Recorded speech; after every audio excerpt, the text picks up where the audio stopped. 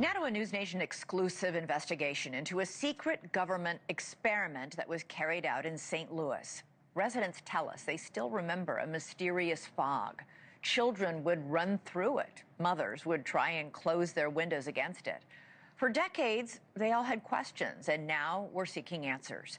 The United States Army now admits that it sprayed a chemical that contained cadmium, a known carcinogen, on a neighborhood of more than 10,000 people.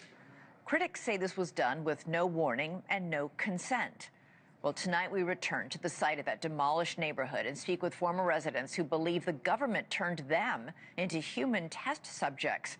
Although the Army admits that the test happened, it is not admitted to harming the residents.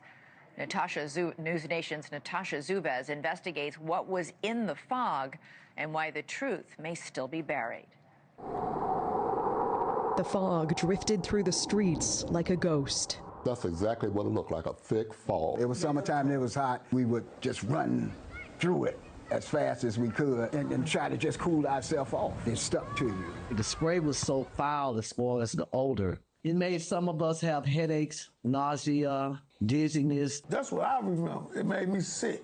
It wasn't the weather. It was an eerie smoke descending from rooftops, rolling from the backs of trucks. Regular flatbed truck, but it had a big machine on the back. And it had a big nozzle that really sprayed a fog you couldn't even see through. It was that thick. And it really, we felt it as it would adhere to our skin. And as far as the guys on top of the buildings, they tried to portray them to us as maintenance workers. But we was like, what is a maintenance worker doing? And basically a hazmat suit. And they had masks and goggles.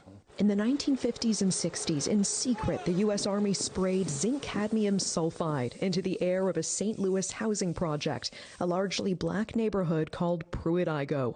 It was a lose-lose situation for us in Pruitt-Igoe. We were subjects. We were subjects. They didn't ask for our permission. We didn't ask for them to spray us. My government used me like I was a guinea pig. We're standing at where Pruitt-Igoe used to be here in St. Louis, and it's hard to believe more than 10,000 people used to live here. As we bring our drone up, you can see it's mostly just an empty lot now, overgrown with trees. This used to be filled with 33 high-rise buildings. It was all demolished in 1976. And according to the National Research Council, St. Louis was chosen for spraying experiments because it had similar characteristics to Soviet targets like Moscow in terms of population density and terrain and proximity to a river. The government now admits to a secretive series of Cold War tests, including one dubbed Large Area Coverage.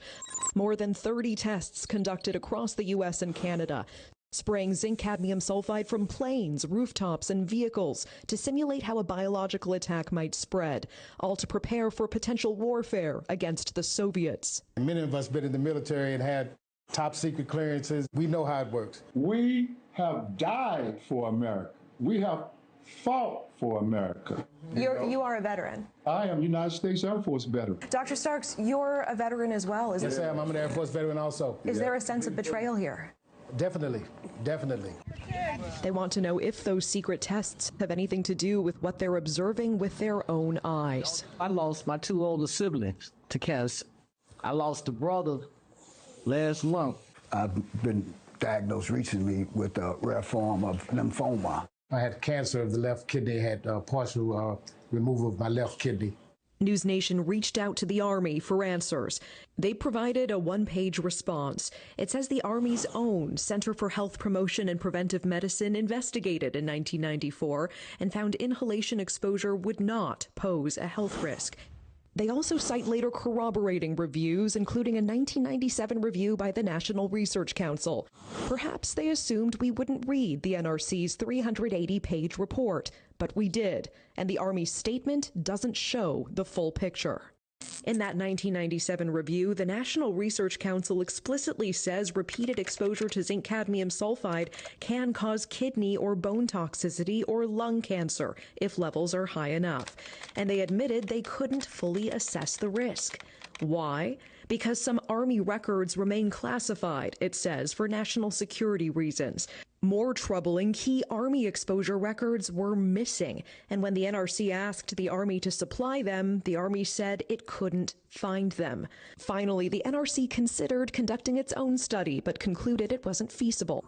In short, it did not test the site, collect samples, or test residents, and they didn't have access to all the data.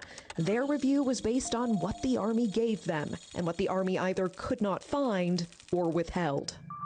The Army ends its statement to News Nation by saying, quote, none of the reports contained evidence of a radioactive component to the zinc cadmium sulfide dispersion tests. Residents say the secrecy and delays are no accident. They're waiting us out. They're waiting on all of us to die. But that's not even the whole story, as residents demand to know what else could have been in that spray. They have not come clean with what was in there. Do you believe that it was just zinc cadmium sulfide in that spray? No. No. We go to the source, a researcher who has spent decades declassifying government documents about these tests.